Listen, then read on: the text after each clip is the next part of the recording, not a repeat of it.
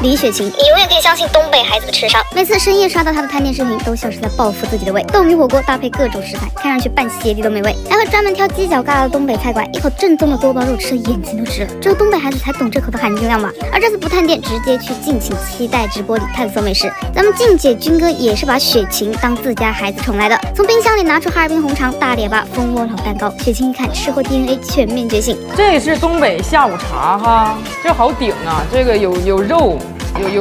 还有那个主食，眼里没有身材管理的焦虑，全是对美食的渴望。这炎炎夏日这么多食材放进去，也完全不会串味。军哥，您这大下午切个东北串肠，我就是不敢吃，因为我的嘴毕竟不是小米的冰箱，在我的嘴里容易串味儿。有点太夯了，我隔着屏幕都馋哭了。你家冰箱 Pro 我来搞定，军哥这样的厨子啥时候上门服务啊？